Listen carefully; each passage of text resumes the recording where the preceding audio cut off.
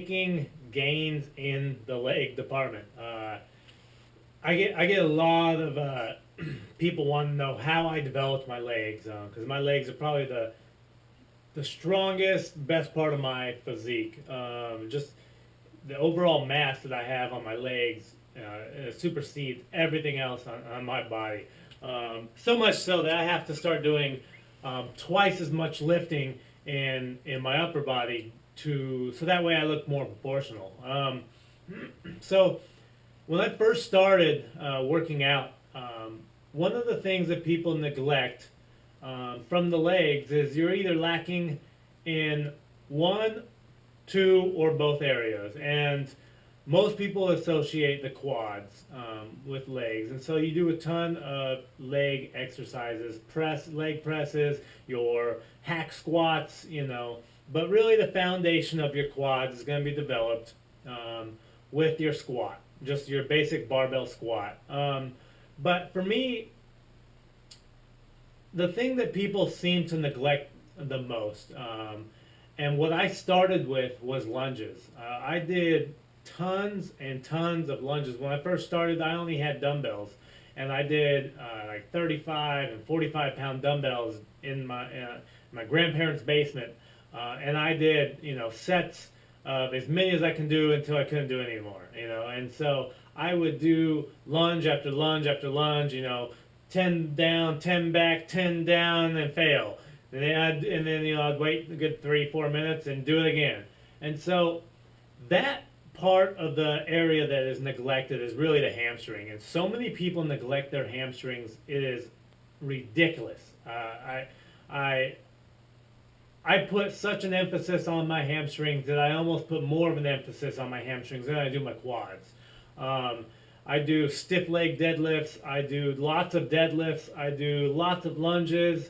I do leg curls, but mainly the lunges and good mornings are really my posterior chain and my hamstrings. I do so often. And so I highly encourage you guys to do lots of lunges and good mornings and stiff leg deadlifts. All of those will translate, including deadlifts, will translate to thicker hamstrings, thicker glutes, and that's women as well. You want a bigger butt, you want a tight butt. Your good mornings, your lunges will always give you that. So there, I would start with that. Your hamstrings and your glutes, I believe, are the biggest muscle in your body. After that, it is the quads. I'd have to do more research and double check again, but I'm pretty sure that's the direction it goes. So then after that, you got to eat. You can't build your quads and your hamstrings and your glutes if you don't eat. So even eating at maintenance or above, if you want to put on mass, you need to be in a calorie surplus. Period. I spent my first, 6 months of my training program almost in a calorie surplus. I didn't change my diet that much. All I did was lifted heavy and lifted until failure. After that, you can still build muscle in your first year of lifting, being in a calorie deficit. But after that, you're going to need to be in a calorie surplus to build mass. So if you're past the noob stage of lifting, your first year, maybe year and a half, being in a calorie deficit and trying to build muscle is going to be extremely slow going. So after that, I would say 2 things, and it's going to be with your routine.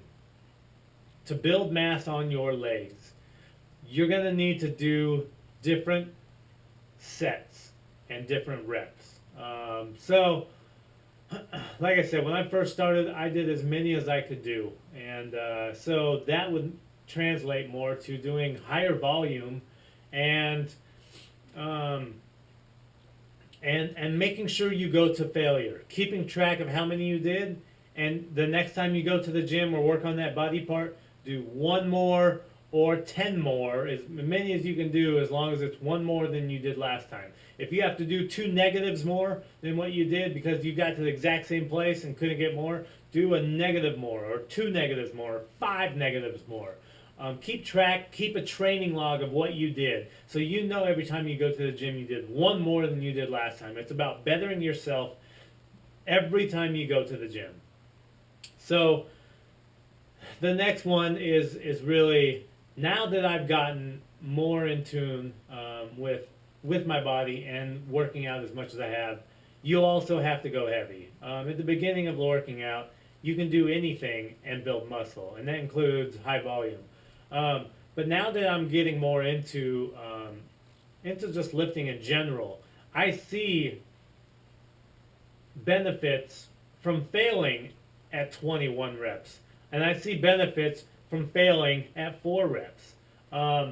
Both are going to confuse your body, confuse your central nervous system, and confuse the muscle building adaptation. I think it's GAP, I can't remember, GAS, general adaptation for response or whatever it is.